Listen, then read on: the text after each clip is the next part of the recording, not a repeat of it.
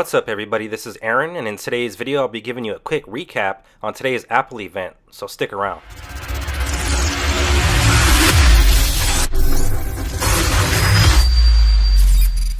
Welcome back, and today was a huge day for Apple as today they marked the 10th anniversary of the release of the first edition iPhone in 2007. So we pretty much knew that leading up to the media event that this was going to be an extremely important day for Apple and that they were going to do everything they could to make it an important and rememberable event. And I would have to say that they did exactly that. Now leading up to the event there was numerous leaks, possibly even by an Apple employee themselves, about some of the firmware and some of the actual hardware and products that were going to be announced at their 10th anniversary keynote. So with those things being said, let's go ahead and begin the Apple Media event recap.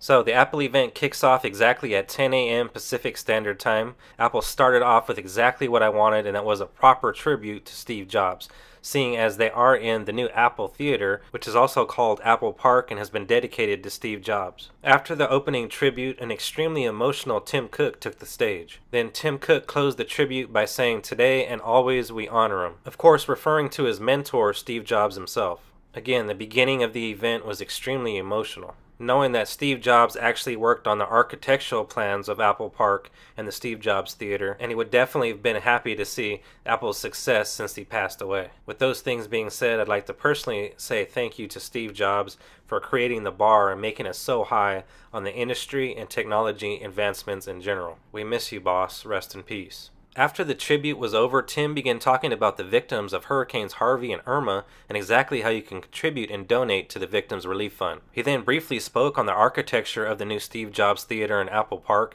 It is 175 acres, it has 9,000 trees, 100% renewable energy, and it's one of the largest solar installations worldwide. Apple then announced something called Today at Apple, which allows you to get more familiar with their Apple products. Then Apple jumped straight into Apple Watch news. They stated that their sales have grown over 50% in the last quarter, and now that Apple Watch is the #1 in terms of sales in the world, which surprisingly means that they've outsold Rolex. Apple then announced that one of the new big features coming in the new Watch OS software is going to be for the Apple Watch to detect an elevated heart rate, which led to the announcement of Apple Heart Study, which will help to alert you of the possibility of a stroke and or even a heart attack. And I personally think it's excellent to see Apple focusing on health with the Apple Watch. Next, Apple officially announces the Apple Watch Series 3 with LTE, and also the fact that the Apple Watch will be able to stream Apple Music on your wrist. Now, something interesting is that the display itself is the antenna on the Apple Watch Series 3, and it has an electronic SIM. And also the back of the watch has been extended 0.25 millimeters.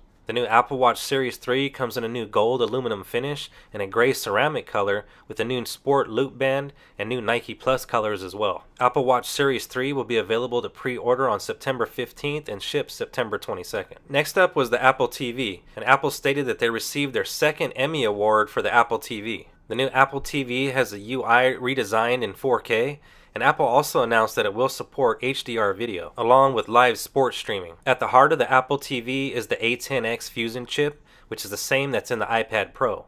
Now, Apple says that anyone who bought an HD movie on iTunes will be upgraded to 4K HDR at no charge. In terms of pricing and storage, the standard Apple TV in a 32GB configuration will cost $149, whereas the new Apple TV in 4K will come with 32GB as well as a 64GB option coming in at $179 and $199. And the release date is September 22nd. And next up was the iPhone. Now, Tim began going over the history of the iPhone and innovations over the last 10 years. Then he played a short video announcing that the names of the new iPhones is the iPhone 8 and 8 Plus, with a new 6-core CPU and a new Apple-based chip called the A11 Bionic. The iPhone 8 and 8 Plus also get a True Tone display, an updated 12-megapixel camera, and we also see an updated f1.8 and f2.8 aperture on both devices, along with a new gold color option. We're also going to see new updated stereo speakers as well as a new feature called portrait mode lighting. This in return is going to simulate professional photography in real time. The iPhone 8 is also going to shoot 4K at 60 frames per second and 1080p at 240 frames per second slow motion. And since all three new iPhones announced today, the iPhone 8, iPhone 8 Plus, and the iPhone 10, will have all new glass back designs, they will be wireless charging capable, which will be of the Qi standard, which Apple recommends a wireless charger from Belkin or Mophie. And they've also been working on their own design, which we'll talk more about here in a minute. Then Apple quickly shifted focus to augmented reality, which they state has a great motion tracking sensor as well as an excellent ISP. Apple also stated that the iPhone 8 and 8 Plus are the first smartphones to have truly custom calibrated AR features. It will also feature the latest Bluetooth technology, Bluetooth 5.0. Apple then announced that the iPhone 8 will come in 64GB and 256GB options for $699. And the iPhone 8 Plus will also come in 64 and 256GB options and will start at $799. Now, September 15th is when pre-orders start for those two devices. Continuing on the focus of augmented reality, Apple announced a new awesome-looking game called The Machines. This is an exclusive competitive augmented reality game for the iPhone 8 and 8 Plus. Then appropriately, Apple shocked us with the notorious One More Thing, which led to the reveal of Apple's 10th anniversary edition phone, the Apple iPhone X. Now, although the new iPhone is written down on paper as iPhone X, it's pronounced iPhone X. The iPhone X features the first OLED Super Retina display at 5.8 inches and has a PPI count of 458. Apple then quickly announced that there's two new features on the iPhone X. One is that, of course, there is no home button, so now that's replaced with a swipe up gesture, and that there's a new tap to wake feature for the display. Apple then stated that they have top-of-the-line biometrics for the new Face ID feature, which is more secure than your fingerprint and Touch ID, and Apple says that you have a 1 in a million chance to beat the Face ID recognition software. Apple said that they even went as far as to create realistic masks to try and combat Face ID hackers. So the new iPhone X has a new edge-to-edge display with a stainless steel and glass design. The display is an OLED display with a resolution of 2436 by 1125. Inside the new iPhone X, of course, is Face ID with the awesome facial recognition software and features Apple's new neural engine and the A11 Bionic CPU. The device also has a true depth camera system that's used to replace Touch ID. Apple also announced that Face ID will work with Apple Pay and selected applications. And then Apple announced something new called Animojis, which is the ability to animate emojis using your facial expressions. The software tracks 50 facial muscle movements and looks pretty awesome. Next, Craig Federighi, aka Hair Force 1, came out to show what the iPhone X can do.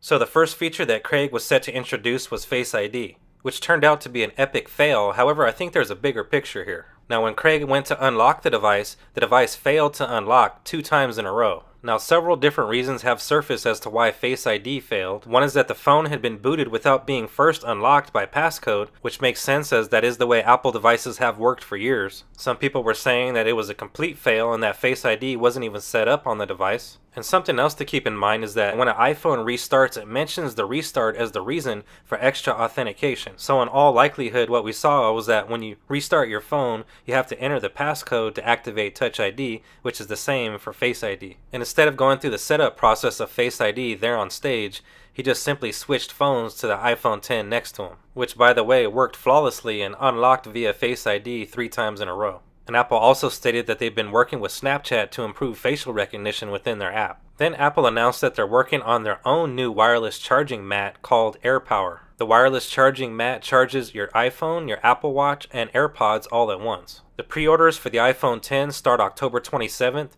and the device ships November 3rd. The iPhone X will be available in 2 different color options, space gray or silver, and will be available in 64 or 256GB storage options. Here's Apple's complete fall lineup, and the iPhone X will cost $999 for the entry-level 64GB model, and will cost $1,149 for the 256GB option. Now there's a couple of things that didn't get announced that I was pretty shocked and a little bit disappointed about. One is there's no 120Hz ProMotion display. Also, something else that was pretty interesting is that there's only 2 color options for the iPhone X, space gray and silver, and also that there is no white front option, so both the silver and space gray options are both going to have black fronts. So a quick event recap, today wasn't just the release of 3 different iPhones, but also Apple celebrating their 10th anniversary since they released the first iPhone in 2007. Apple announced the iPhone 8, iPhone 8 Plus, and the iPhone X with a new all-glass design, wireless charging, edge-to-edge screen, no home button, Face ID, a faster processor, and an Apple A11 Bionic chip. We're also set to see 4K video recording at 60 frames per second. We also seen a small update to Apple's AirPods lineup